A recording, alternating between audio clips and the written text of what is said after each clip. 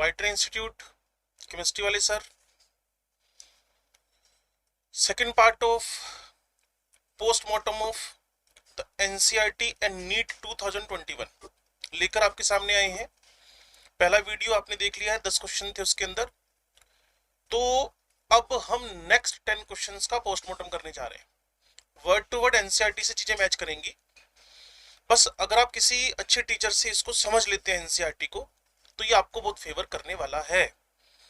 तो देखते हैं जी क्या बात चल रही है।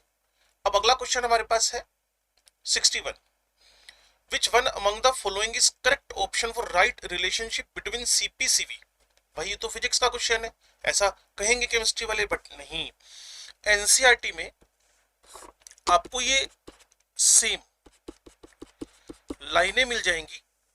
पेज नंबर आपको दिख ही रहा होगा, यहां आपके पास एग्जैक्टली ये लो जी,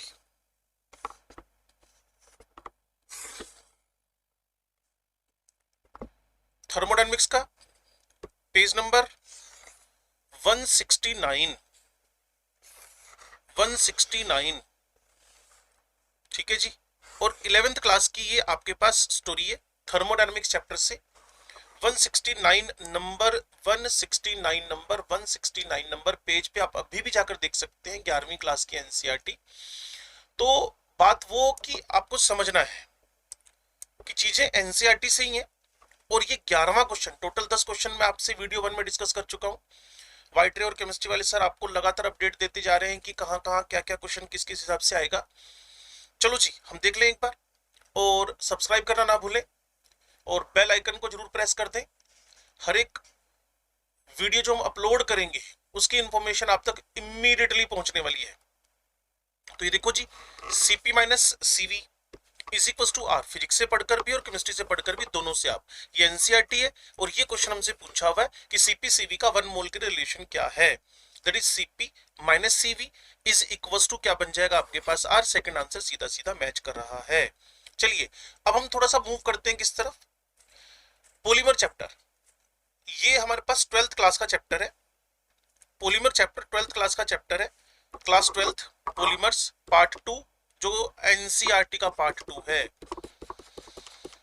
ठीक है जी। और पेज नंबर 436 से लेकर 38 तक सारी इंफॉर्मेशन आपको वर्ड टू वर्ड ऐसे कैसे मिलेंगी जैसा कि क्वेश्चन पूछा हुआ है। Which one of the following polymer is prepared by addition polymerization, by the addition polymerization. तो बड़ी सिंपल सी बात है, टेफ्लॉन की बात कर लें। ये लो जी टेफ्लॉन है, एनसीईआरटी में है और पेज नंबर मैंने आपको बताई है, चाहे तो चेक कर ले जाकर।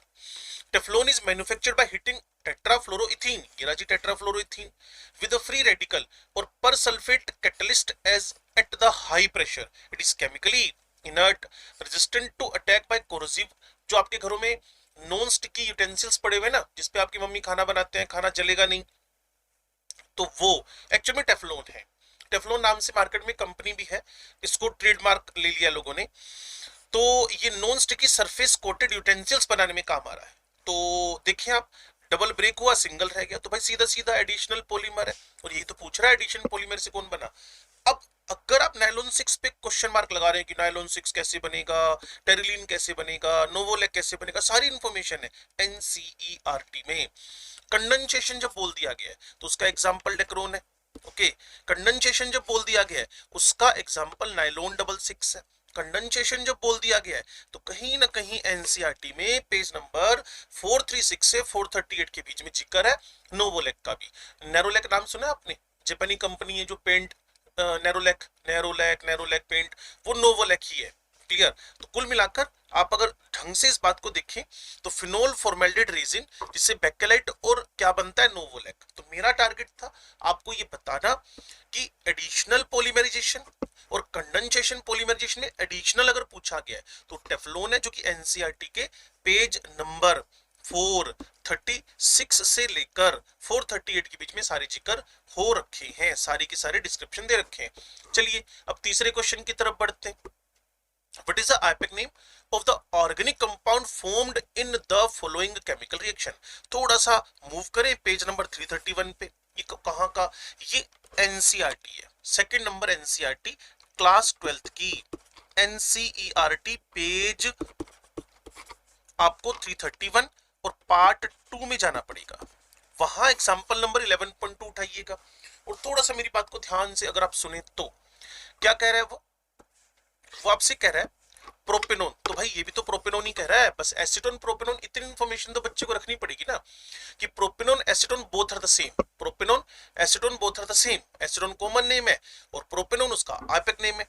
अब वो इथाइल मैग्नीशियम ब्रोमाइड कह रहा है पेपर के अंदर, ये नीट का पेपर है 2021 का।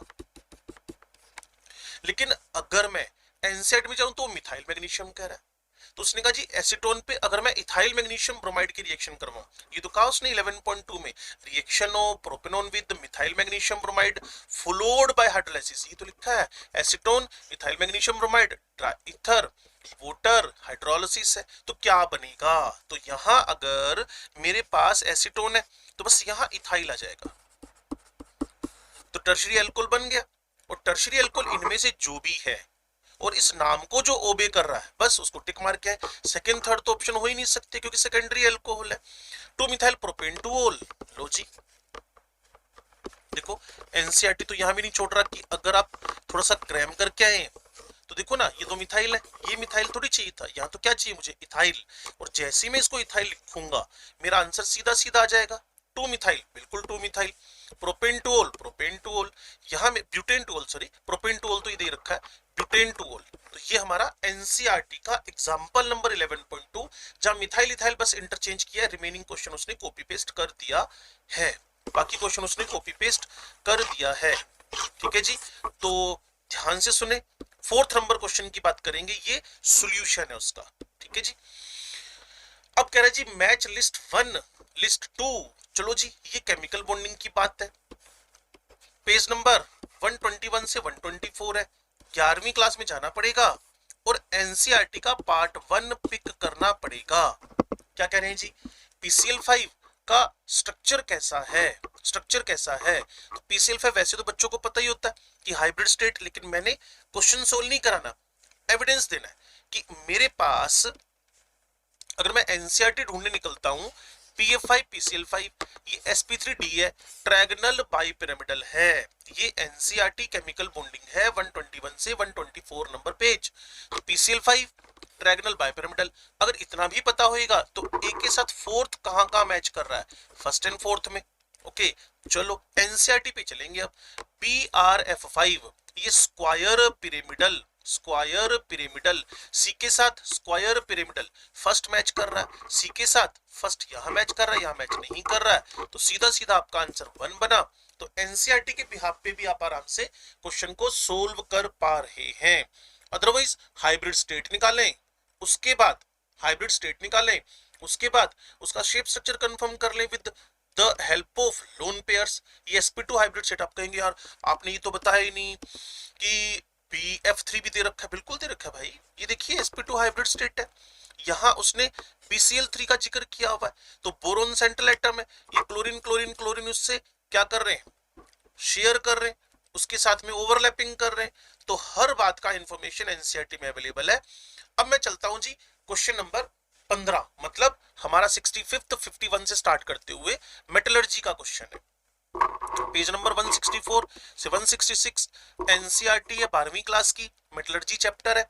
विच one of the following methods can be used to obtain highly pure metal which is liquid which is liquid which is liquid which is liquid at room temperature। तो बड़ा इस पे पेज फंसा जब different institutes वाले इसका solution बना रहे थे, क्लियर ना, हर इंस्टीट्यूट ने पहले राउंड में इसका आंसर गलत ही दिया था, दूसरे राउंड में जब एनसीईआरटी और एनटीए ने फाइनल आंसर दिया तो उन्होंने सुधारा। तो अगर वो रूम टेम्परेचर पे लिक्विड की बात कर रहा है तो भाई इलेक्ट्रोलाइसिस वो मेथड नहीं है, ये तो सॉलिड आयोनिक कंपाउंड का अगर आप NaCl का इलेक्ट्रोलाइसिस करा के Na+ बनाए, वैसे इसने साफ कहा है metal extracted by any method is usually contaminated with some impurity for obtaining metal of high purity। Distillation liquation, देखो डिस्टिलेशन का नाम भी इसके अंदर है, लिक्वेशन का नाम इसने यहाँ मिस कर दिया है, इलेक्ट्रोलाइसिस का नाम भी है, जोन रिफाइनिंग का नाम भी है, क्रोमेटोग्राफी का नाम भी है, क्लियर ना। तो बात वो कि है इंफॉर्मेशन आपके एनसीईआरटी से। अब चलिए क्वेश्चन की बात करते हैं, तो कहीं ना कहीं डिस्टिलेशन में क्या लिखा है, वर्डिंग सुनना आप, this is very useful for low BP metals, low boiling metals, zinc mercury, भाई मरकरी तो रूम टेम्परेचर पे लिक्विड होता है। The impure metal is evaporated to obtain the pure metal as the distillate। Liquation की बात करूं, ये लो MP metal की बात कर रहा है, लो मेल्टिंग की बात कर रहा है। जोन रिफाइनिंग की बात करूं, this method is based on the principle that impurities are more soluble in melt than in the solid state। तो कहीं ना कहीं अगर मैं इसकी लाइनें सुन लूं which is liquid at room temperature, तो साफ सी बात है आपको कौन सा आंसर इसमें उठाना पड़ेगा। डिस्टिलेशन पे जाएं, मरकरी का एग्जांपल उठाएं और टिक मारकर आ जाए, 4 नंबर मिलने वाले। तो 15 question word to word NCERT से आपने खुद देखे हैं। चलिए आगे देख लेते हैं जी। क्वेश्चन नंबर 66 है, ठीक है। अगर आप इसके बारे में बात कर रहे हैं तो एक एक चीज को मैं आपके सामने रखने वाला हूं, ध्यान से बस सुनते रहिएगा। उसने कहा जी the major product of the following chemical reaction, ये एक्चुअल में क्वेश्चन आपके पास डबल बॉन्ड का है और यहाँ HBr है, तो इसको आप लोग ऑर्गेनिक केमिस्ट्री में हाइड्रो हेलोजिनेशन बोलते हो। और यहाँ बेंजोइल पेरोक्साइड है, तो एनसीईआरटी ने यहाँ भी कुछ भी कंफ्यूज करने की कोशिश नहीं की। वो कह रहे हैं हमें पढ़ो बस, चेक कर ले। ये एनसीईआरटी का प्रॉब्लम नंबर 13-12 है, प्रॉब्लम नंबर 13-12 है। वहां उसने लिखा in the absence of peroxide, in the presence of peroxide. तो in the presence of peroxide की कहानी ये वाली है। और जब पेरोक्साइड की प्रेजेंस में डबल बॉन्ड पर कोई रिएक्शन, हल्का सा मॉडिफिकेशन किया, बाकी तो कुछ कर ही नहीं पाया। देखिए ना, डबल बॉन्ड की लोकेशन वही है, डबल बॉन्ड की लोकेशन वही है। HBr है, बिल्कुल जी HBr है। पेरोक्साइड है, हाँ जी ये पेरोक्साइड है। अगर आप और देखना चाहें तो एनसीईआरटी में 12वीं क्लास चैप्टर 13 पेज नंबर 390 पे आप चले जाइएगा तो आपको मैकेनिज्म दिखेगी। देखें, peroxide effect proceeds via free radical chain mechanism as given। तो ये बेंजोइल पेरोक्साइड तो दे रखा है, तो ये एंटी मार्कोवनिकोव रिजल्ट से आंसर आएगा। बस H का अटैक यहां करवाएं, Br का अटैक इस जगह करवा दें। In the presence of peroxide addition of HBr to unsymmetrical alkene takes place by the anti Markovnikov rule. Peroxide effect, Kharasch effect इसका नाम है। और यही बात यहां भी लिखी है, ये मैंने प्रॉब्लम नंबर 13-12 उठा रखा है, क्लियर। और इन the absence of, in the presence of, ये थोड़ा सा हल्का करेक्शन है इसके अंदर। ये इंफॉर्मेशन 11वीं क्लास की एनसीईआरटी से आ रखी है, ये इंफॉर्मेशन 11वीं क्लास की एनसीईआरटी से आ रखी है। ये थोड़ा मेरे से लिखने में मिस्टेक हुई है, क्योंकि 13-12 चैप्टर एनसीईआरटी का 11th क्लास में ही हाइड्रोकार्बन्स है, वह एग्जैक्टली मैकेनिज्म। और एनसीईआरटी का पेज आपके सामने छपा हुआ है।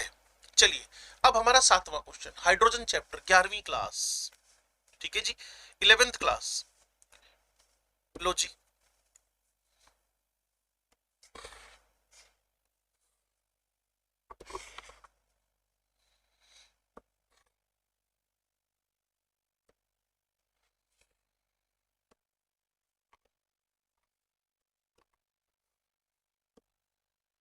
क्लास 11th से चैप्टर 9 है, हाइड्रोजन है, पेज नंबर 285 है, पेज नंबर 285 है।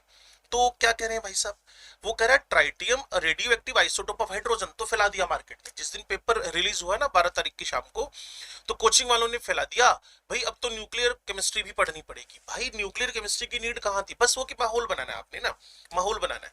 Tritium radio active isotope of hydrogen emits which of the following particle. मैं लगातार 16 क्वेश्चन का प्रूफ आपको देख चुका हूं, वर्ड टू वर्ड मैच कर रहा है from NCERT of the following particle. तो उसके लिए हमें सुनना पड़ेगा ना क्या कह रहे हैं वो, तो सुन ले बात को ध्यान से। उसने कहा द